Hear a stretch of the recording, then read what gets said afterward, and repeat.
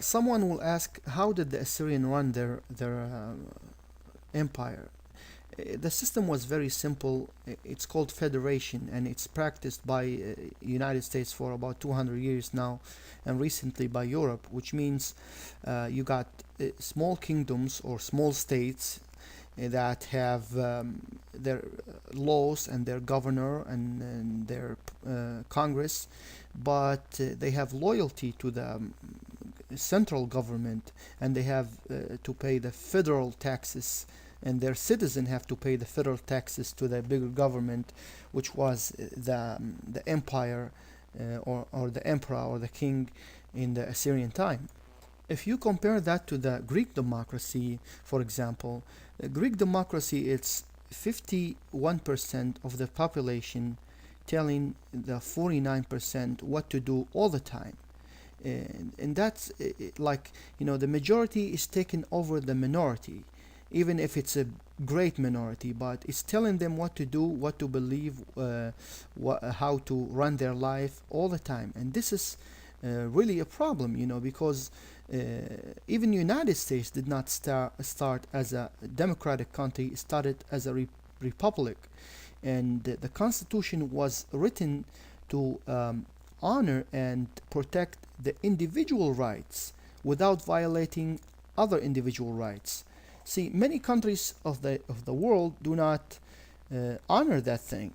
I mean, think about how many countries in the world guarantees the freedom of speech, the freedom of religion, the freedom to bear arms, the freedom to demonstrate, the freedom to have a fair trial, to have a juries that decides. Not only the government or the judge will decide, but the people will decide. This is very important. Many countries do not guarantee that. Even democratic countries like European Union, now they strip the European citizen from the self-protection. Now in Europe you cannot bear arms simply because you voted for politicians who believe that the government can protect every single citizen, and the police will be at your door when you call the police, which is impossible. Now, that being said, I'm not against democracy, but democracy itself, it's a system that is designed for the majority to rule the minority. If there is no rules, then the democracy will be turned to a tyranny. Remember, Adolf Hitler was voted democratically. After he got in office, he started changing things. So he even changed the constitution and make a state police of the German nation. So again, democracy can really turns ugly sometimes, and drive a notorious uh, leaders to become the leaders of the nations and strip the nation from every right. And then how can you complain if you voted for the person? You can't, see. And this is the problem. One of the most famous cases, it's in the ancient Greek.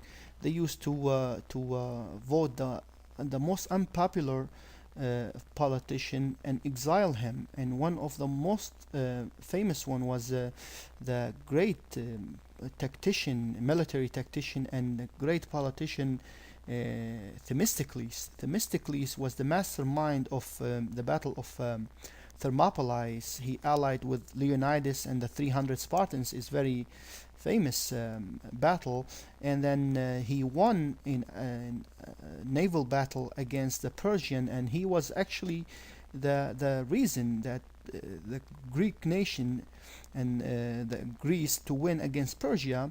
Guess what? They exiled him, and where did he go? To Persia, and he spent all his life serving the Persian king. So again, democracy did not serve well, and they punished the most heroic person in the history of Greece, and probably the person who saved Greece and sent him to the enemy. I mean, and the enemy did not think of him as this way. They value him as a great tactician, and they took him under their wing. So again, that shows you even the Persians understood how this man was important, and they did not kill him. They took him to serve the king, and the Greek because of their system, they exile a great man like this one. At the end, I just want to highlight a few things that many people try so hard to paint ugly picture of the Assyrians, and they say they were just people who's hungry to kill and hungry to drink the blood of their victims. This is simply not true, and I have proved it in many of my great friends and great videos out there that proves the Assyrians were not just cold-blooded killers. They were very, very intelligent people, and they run a very, very effective system, and in the very harsh time, and that was sometimes getting ugly, but most of the times they kept the peace. Thank you, and peace out.